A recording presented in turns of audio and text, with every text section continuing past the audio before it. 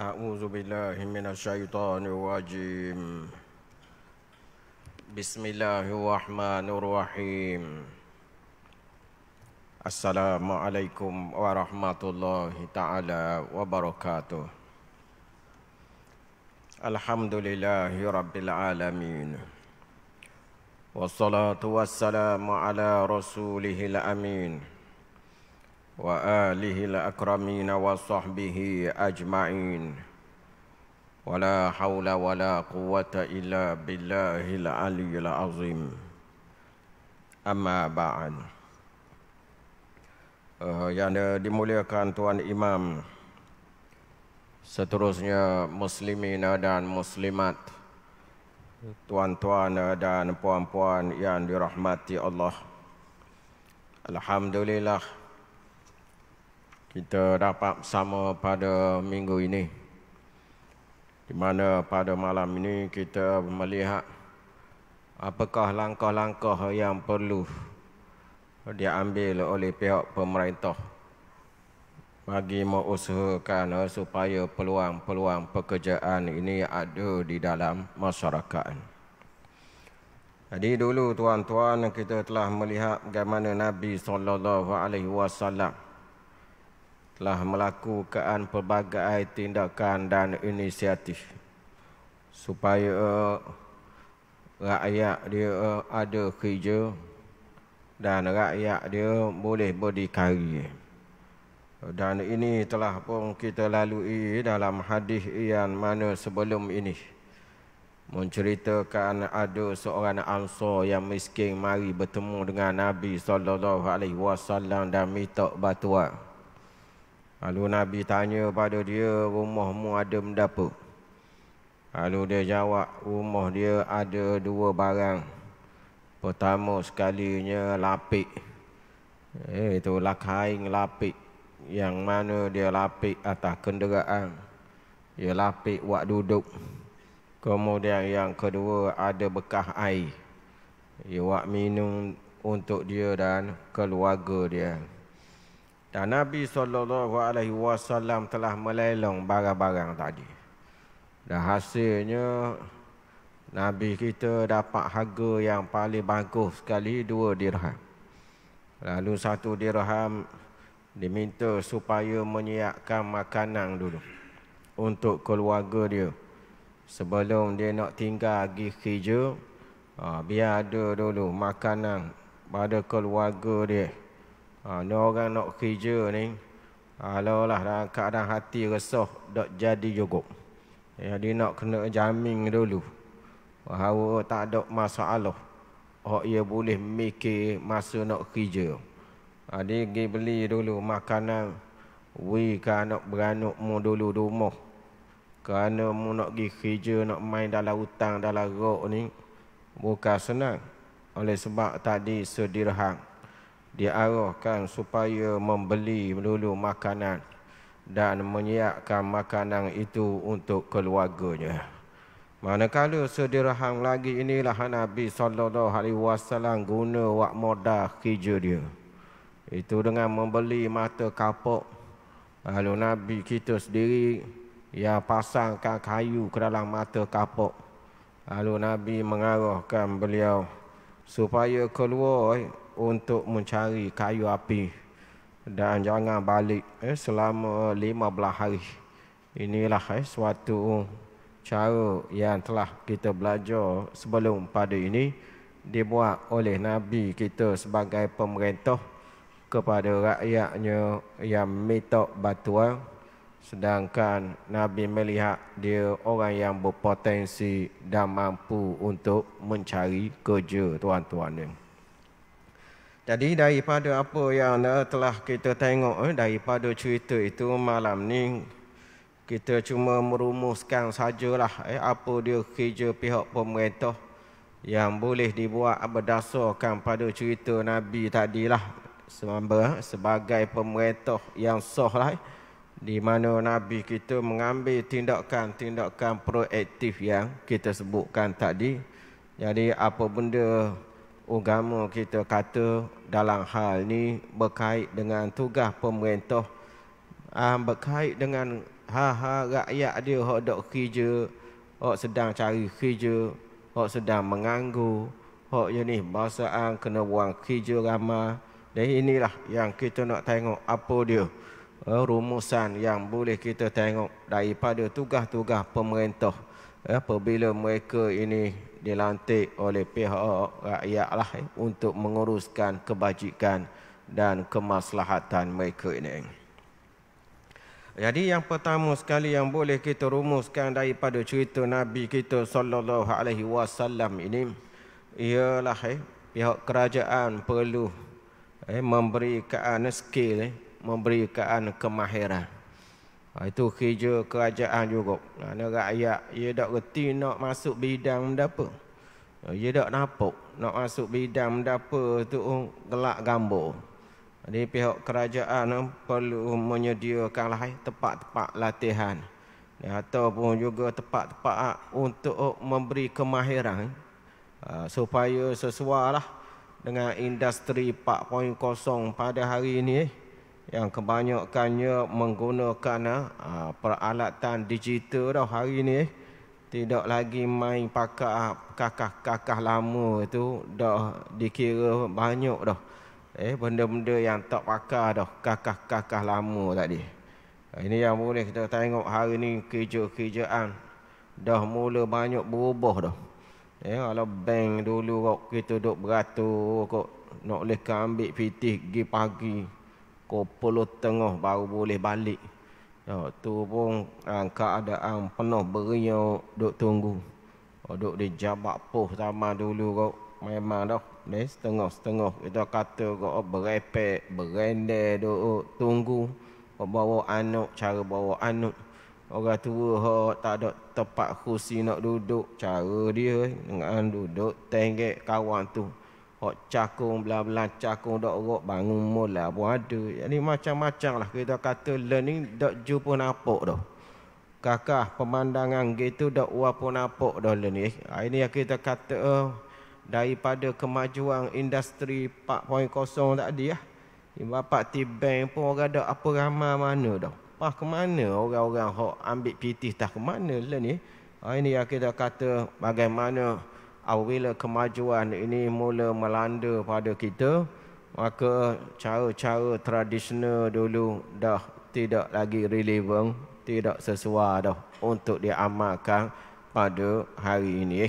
Itulah yang kita dapati hari ini. Bagaimana orang nega pun dengan cara mereka nya. Begitu juga penghantaran barang hari ini. Kira dah orang tua dak sekolah pun boleh order juga. COD ke tangga rumah juga. Ada dak ngaji dak sekolah.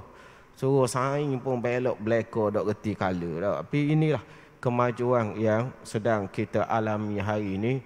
Yang kita kata pihak kerajaan perlu menjalankan suatu peranan, iaitu memahirkan orang yang tidak bekerja ni. Orang yang menganggur ni perlu dimahirkan mereka mengikut kepada kemahiran yang sesuai dengan jiwa mereka. Dengan jiwa dia kena baca juga. Jiwa dia ada setengah mana jiwa dia dengan laut, dengan air. Tu nak kena mikir dia ni kalau boh di darat pun tak ada. Dia ni bakso wahim mai air. Ada hak jenis gini. Kita kok mana-mana pun rumah dia tepi patah. Tidur dia bawah jambatan. Maknanya dalam kereta kok batang kain 3-4 batang. Ni orang kira sebagai suka kepada air. Jadi kerajaan nak kena mikir juga. Hak jenis bahasa gini apa benda? Kursus-kursus yang sesuai diceburi oleh mereka tadi. Ni ada yang mana yang suka pada bela, ada juga. Wahai bela. Dia kalau tak ada itik, bela ayam. Tak ada ayam terah ke asa pula. Tak ada asa pula terah bela nyamuk Aedes pula. Dia tak ada faedah tu. Dia kok mana-mana dia nak kena bela sama dia ni. Dia kata yang suka bela nak kena buat juga. Khusus untuk mereka masuk, berikan pada mereka insentif bulanan supaya kepala otak dok mikir dah di rumah tu. Semacam mana kita sebutkan tadi, Nabi sedirham dia buat beli makanan. Tahu ke anak anakmu, supaya mudak mikir banyak dah. Mendapa hok nak makan rumah tu. Dia nak kena insentif juga. Mana nak pergi minyak nak kena ada. Motosikal pinjam hak orang pun nak isi dengan minyak juga. Tu betul juga makan minum. Takkan main kursus saja tak makan. Ini yang kita kata bahawa perlu mikir biar kepala otak mereka ini masuk untuk kursus tu fokus untuk kerjaan kursus dia saja, tak payah mikir dah makan minum minyak motor dia tak dia. Itulah setengah-setengah kita kata dengan pakaian pula diberi pada mereka untuk mereka pakai biar nampak kuasa tak lekeh sangat. Di setengah-setengah orang ni tahu sajalah bila dibenarkan pakaian di rumah ni kok dia pakai lekeh benar. Nampak seolah-olah tak ada keyakinan diri. Dia kain baju kau kepada puak dia. Setengahnya kasut pekerja tu pula. Pula ada mereka ini yang kita kata menampakkan bagaimana kesungguhan untuk melahirkan pekerja mengikut kepada kelayakan mereka itu tadi tuan-tuan. Jadi yang keduanya tuan-tuan iaitu kerajaan perlu melayakkan mereka juga bukan dari sudut kemahiran saja. Dia lah kita dah ajar sikit molek dah pandai reti apa. Boleh khobek itu boleh buka hak ning, boleh polah situ, boleh tulis situ. Kemudian boleh rekod situ, boleh teri situ, dak padang situ. Nak kena dimodalkan pula. Nak kena batuan modal pula. Kerana kalau sikit saja modal tak ada. Makna motosikal sejik je gitu lagi. Habis tepat je gitu habis tak kira. Kerana dia tak ada modal. Jadi oleh sebab tadi kak wak kerja dak molek lalu. Habis tepat kita sedia molek-molek. Ya vandalism. Habis dia cabut situ, dia ambil benda ni, buat besi buruk, jual polok kedai. Kerana dia ada kemahiran tak. Tangan dia tu tangan boleh buat buka khobek apa benda, dia reti dah. Dan jadi siapa tahap tu kena modal pula . Kalau tak boleh modal kok, jadi tangan ni gatal kok. Jadi susah lalu, jadi kerja lain pula. Kemahiran tu benda lain pula. Nyoba ke dia tahu saja. Makna pelik mata je lok mutu tukar dah tak ada. Ni kerana dia ada kemahiran dah. Modal dia tak ada. Ni yang kita kata bahawa perlu juga ni. Ya kerajaan mikir untuk menyediakan pada mereka modal pula supaya mereka boleh buat kerja yang menguntungkan untuk negara, untuk kita semua.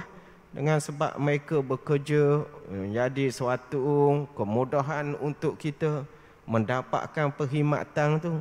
Dan boleh jadi bila ramai pula bidang tu, jadi persaingan ada, tawar-menawar ada.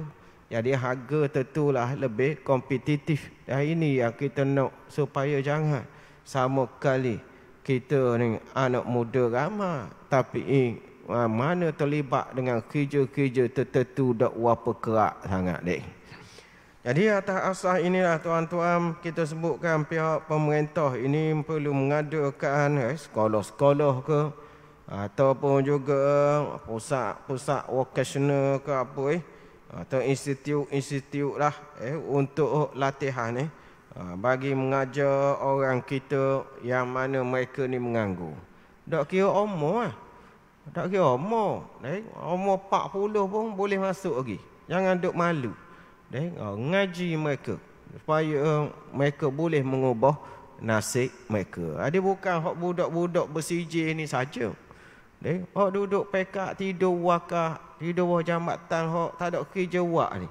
Hak ni boleh. Kita baiki balik semula. Mereka ada tenaga. Mereka ada otak. Mereka ada kemahiran. Kita asah dengan langkah yang betul. Nabi berjaya. Nabi berjaya buat zaman Nabi. Modal tak ada mana Nabi. Kalau tengok tak ada rega. Kalau kita tengok tak ada rega, mari minta semua.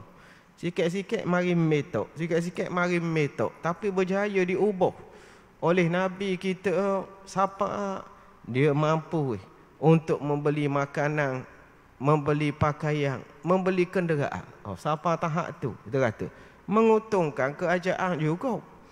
Dengan rakyat yang produktif begini, dia menambah lagi pendapatan per kapita rakyat ni.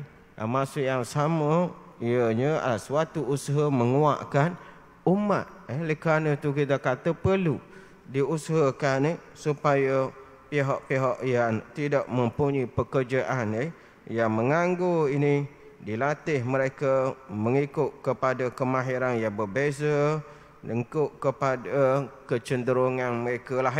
Dalam masa yang sama nak kena mikir juga untuk beri alat kok mana, cara macam mana nak beli mata kapok ke dia tu. Nak kena mikir tu mata kapok tu nak kena ambil pitih kok mana supaya dia ni pas pada ada kemahiran tu. Mata kapok nak kena wi juga. Oleh sebab tadilah semua hal ini memerlukan kepada pihak yang merancang, bermesyuarat, berhimpun mereka untuk melihat apa yang patutlah untuk dibuat tadi. Jadi kadang-kadang tuan-tuan mereka dah ada harta, dan mereka dah ada kemampuan untuk beli alat. Kalau hak gaining dah apalah, tak ada masalah lah. Moga alat dia cukup lekat dah di rumah. Kita ada belaka dah, tuku kita ada, cok skop kita ada, apa di rumah hak gitu dah apalah. Yang mana kita kata dah ada dah dengan dia. Tapi berlaku banyak keadaan di mana alat tak ada. Yang mereka nak buat kerja. Maka di sinilah kalau dilihat Baitul Mal dalam Islam memainkan peranan untuk membantu. Bagi mereka ini Baitul Mal lah. Zaman dulu Baitul Mal masuk capur untuk menyediakan alat ini. Ini seperti yang disebutkan oleh Imam An-Nawawi rahimahullah.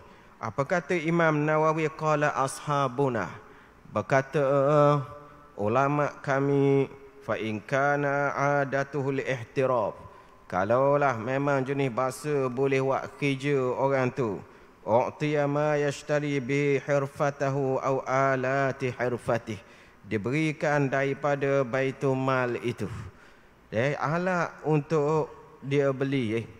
Tu diberikan duit supaya dia boleh beli alat. Tu makna di sini dia perlu dibantu daripada Baitul Mal supaya dia boleh beli alat untuk dia nak bekerja.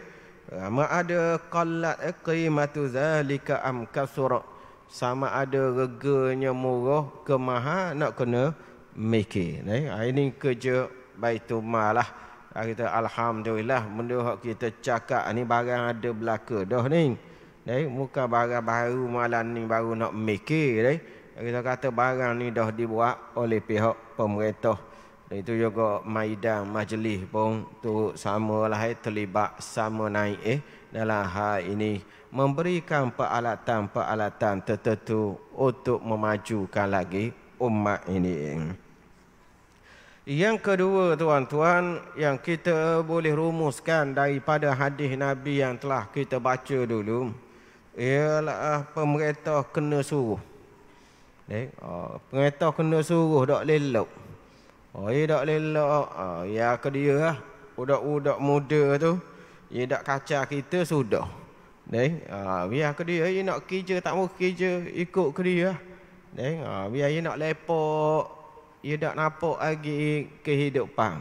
Dia tak nampak lagi cara hidup, biar ke dia. Yang penting jangan dia ganggu pemerintah kita sudah. Ada juga. Lagi orang tak kacau dia merintah, lok ke dia nak mampu hidup ikutmu. Tak. Ni orang gini, mereka gelak gambar. Mereka ni tak boleh dibiarkan. Dia tak tahu nak pergi tah mana. Lepas SPM. Jadi kau nyusuh ke mak ayah. Berat air mata orang tua. Duk tengok anak.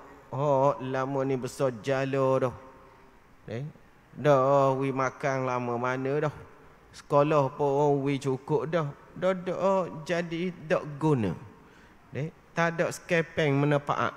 Memang siang ke orang tua tengok gitu anak ia beranak susah-susah wikolah lama tu dak jadi benda tadi. Jadi duk mai lepok pergi jalan. Pukul 3 pagi dak balik lagi. Belum subuh baru bunyi motor balik. Orang tengah pergi mayang subuh. Ia lalu balik ke rumah. Tok Imam nak pergi mayang subuh, ia langgar Tok Imam. Belawang motor Tok Imam nak pergi sejik, hak dia nak balik daripada sejik. Dia sama naik. Dia ini kalau berlaku gini, dia kata kerajaan kena suruh. Tak boleh mai ikut era. Jadi bila orang tu mari minta bantuan, Nabi tu seolah alih dia. Bukan dia nak kerja. Kalau mulak ke dia tadi, dia tak kerja. Dia mari minta bantuan dengan Nabi, nak bantuan je dalam kepala otak dia. Nak bantuan, ambil balik sudah. Nabi yang duk tebak suruh supaya pergi untuk cari kayu api. Nak kabur kerajaan tolong suruh ni. Mak ayah suruh, ada dia tanya je. Kalau mak ayah suruh, tanya ke dia? Mu nak jadi benda dah, mu ni sing. Sejala dah, orang lain anak 3 dah. Dah, mu tengok kepada meja duduk saja. Nak jadi benda mu ni dah. Orang lain kereta sejala belaka. Mu motor banyak tolak dari naik. Maknanya susah hati orang tua bila tengok. Jadi mak ayah dak urut dak. Hak gini dak leh nak suruh. Dak leh nak turut dah. Cakap lebih sikit kau. Mula lalu dia guna lalu kuasa anak muda dia tu. Tu yang menyebabkan dalam kes ni kerajaan je nak kena masuk campur. Kerajaan nak kena arahkan. Dengan cara yang lembut dengan cara yang lembut. Mai igak seorang-seorang masuk dalam askar super zaman dulu, orang kata ganah pula. Ni tak ada lah siapa tahap gitu. Igak belaka hak ada kapung. Giata ke landasan kereta api Burma. Dak alik balik. Hak Jepun dok buat dulu dak. Igak hak dok kapung ni wagi wak. Landasan kereta api di Burma tu dak. Dak alik balik kata. Ni dak siapa tahap ganah setara tu tapi pendekatan kerajaan tu seolah suruh. Nampak benda tu macam suruh. Nama tahu mana ia suruh. Kita nampak bahawa kalau masuk ia pitih. Anda ia upang pitih. Ia upang pitih nah tu bola. Maknanya nak suruh pergi ke arah tu. Maknanya dia wik baju peri, kasut peri. Kemudian ia wik pula. Kemudahan lain pula. Ia mikir macam mana pula tu. Ada pula lanjutan lepas tu. Pergi pula lawatan mana. Hong Kong ke Jepun ke mana pula. Ikut ke dia. Yang pentingnya ke arah tu. Nak arah dia tu untuk kerja. Ini yang kita kata bahawa perlu pihak kerajaan ini menyuruh lah pihak yang menganggur ini supaya bekerja. Jadi apabila dilihat kepada ulasan Imam Al-Khattabi ketika membuat komentar terhadap hadis yang kita sebutkan dulu, dia kata dalam hadis itu adalah sabit pada kita, iaitu supaya bekerja dan kena perintah orang bekerja. Dia kata dalam hadis itu kita boleh faham 2 perkara, iaitu kerja mesti, bukan main pilih-pilih dak. Kerja mesti, dia bukan main volunteer atasmu nak kerja ke dak. Kerja adalah mesti. Mana setiap kita ni nak kena kerja. Dan yang kedua, mesti suruh. Makna mesti perintah. Tu makna bukan boleh lek kamu nak kerja ke dak tak. Dan inilah yang tuan-tuan yang kita dapat faham daripada Sayyidina Umar Ibn Al-Khattab radhiyallahu anhu. Di mana beliau melarang keras perbuatan menganggur ni. Sayyidina Umar sendiri suruh orang kerja. Masa ia jadi pemerintah, ia jadi kerajaan, ia suruh.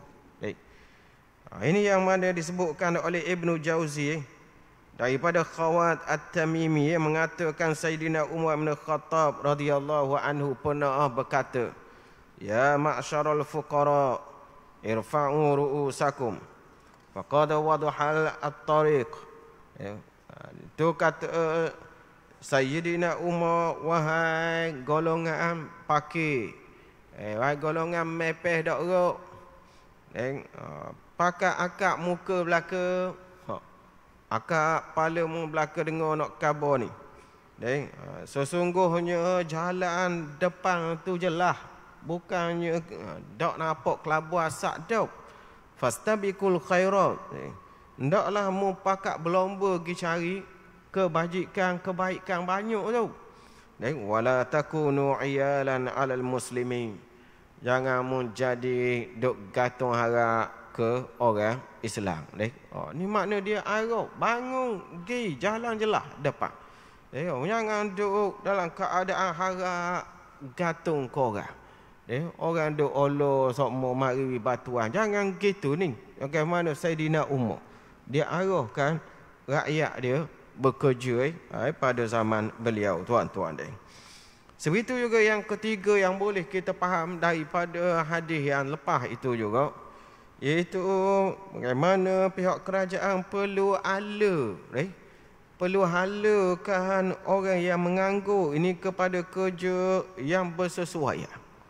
Kalau tadi dia memberi latihan, menyediakan dari sudut kemahiran dan juga dari sudut ada modal, kali ini dia kena hala juga. Ada rakyat ni ada hak tak reti kala pun ada. Nak duduk dalam bidang dia tak tahu.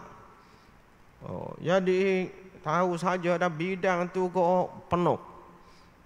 Dalam bidang hak lain pula Allah nak bilang jari tak ada. Jadi dah keadaan gini perlu ecek molek. Perlu ecek, pihak kerajaan perlu tengok bidang-bidang yang mana boleh dipenuhi oleh orang kita. Ini perlu ecek mereka mengikut kepada kelayakan lah. Supaya jangan jadi tak ada langsung orang kita dalam bidang tu. Ada orang asing belaka. Pendatang asing belaka duduk dalam bidang tu. Jangan siapa tahap tu.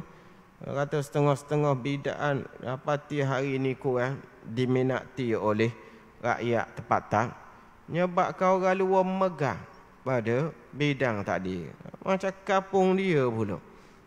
Ini yang kita kata kerajaan perlu melihat mana bidang-bidang kritikal yang memerlukan kepada pekerja yang kita kata anak tempatan lah. Dulu-dulu kok main jolok sawit kok toki kita, tok nyang kita learning habis muka lain-lain belaka hok jolok sawit. Tak jumpa awak kita ni pas ke mana? Makan minum sawit tu memang orang kita. Hok tu kan jolok tu. Kata bahawa ini suatu bidang yang perlu dipikir balik semula. Pertanian memang bidang yang kritikal lah. Pembinaan sama juga. Ini bidang yang mana dulu kalau kita tengok orang kita lah yang kuat bekerja dalam bidang pembinaan. Pas ke Singapura jadi tukang di nu. Wak bangunan-bangunan yang ada tu awak kita saja. Bangunan di Singapura tahun 60-an, 70-an dulu. Awak kita saja hak wak bangunan tu. Hari ni orang lain pula mari wak bangunan di kampung kita. Ini yang perlu nak dilihat semula. Pihak kerajaan perlu menjuruskan orang yang menganggur ini kepada kerja yang selayaknya lah, sesuai dengan kemampuan dan bakat mereka. Kerana setiap orang ada perbezaan yang ketara dari segi bakat dan kemahiran ini.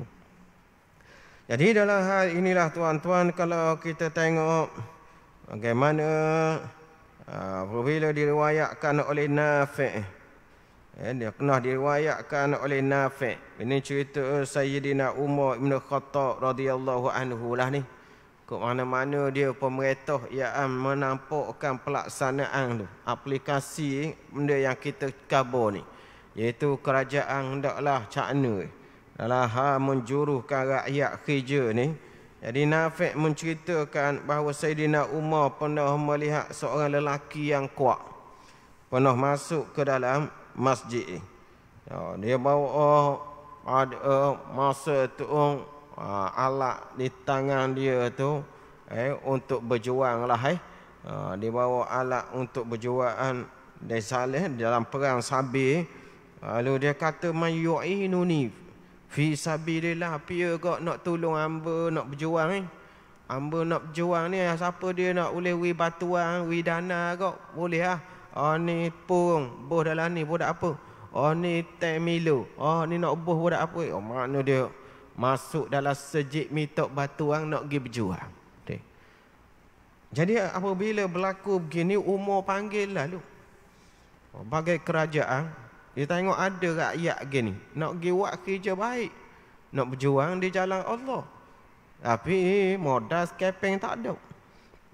Jadi Sayyidina Umar panggil dia, lalu dia datang. Bila dia mari Sayyidina Umar lelong lalu. Sayyidina Umar terus lalu dah membuat orang panggil sebagai suatu tawaran pada orang ramai. Sayyidina Umar kata siapa dia nak upah dia ni di tanah dia. Orang jadi gagah katang molek dia hak nak pakai dia di tanah dia. Lalu jawab seorang lelaki Ansar, saya nak pakai orang di tanah Amir Mukminin. Lalu jawab dia, berapa mu nak bayar ke dia ni setiap bulan? Lalu jawab orang Ansar, hamba berani gaji banyak ni sebulan. Lalu kata Sayyidina Umar, ambil dia, wagi dia. Itulah bagaimana peranan kerajaan Sayyidina Umar. Nanya dia melihat bahawa perbuatan mitok ni ada masalah ni sebenarnya. Reng gagah apa, duk mitok nak berjuang pun seperti skeping tak ada. Lalu dibawa oleh orang Ansar itu bekerja di ladang dia beberapa bulan. Lama kerja di ladang itu berapa bulan. Kemudian Sayyidina Umar panggil tuang dia tadi. Pada beberapa bulan dipanggil guana ke dengan pekerja ke hak aku wi dulu tu guana.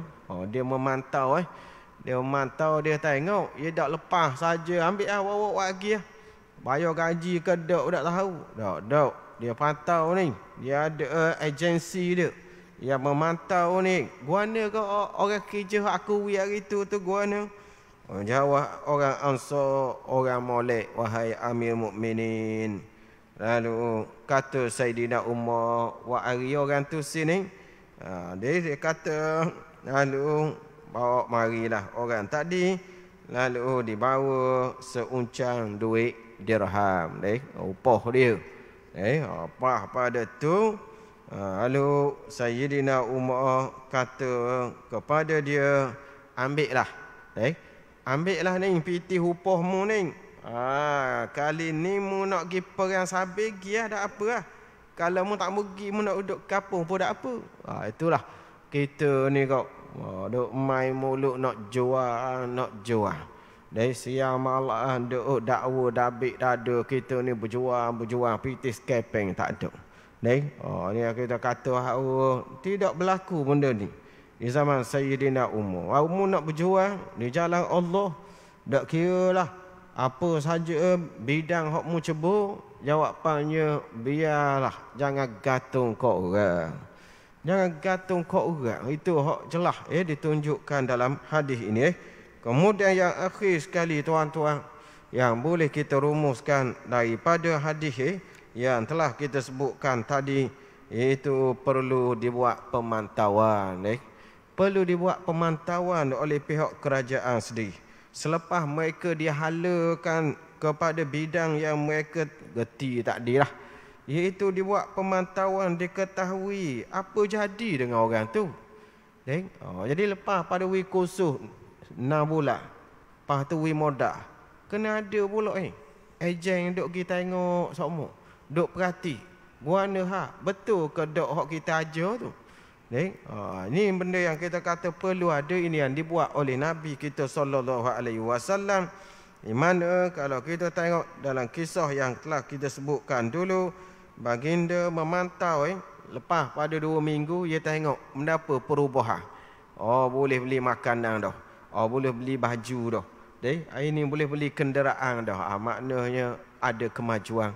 Orang begini kita perlu untuk membantu lebih giat lagi lah. Itulah yang boleh kita tengok antara tugas dan tanggungjawab pihak kerajaan yang dijelmakan oleh perbuatan Nabi kita sallallahu alaihi wasallam terhadap orang yang menganggur, tidak ada pekerjaan.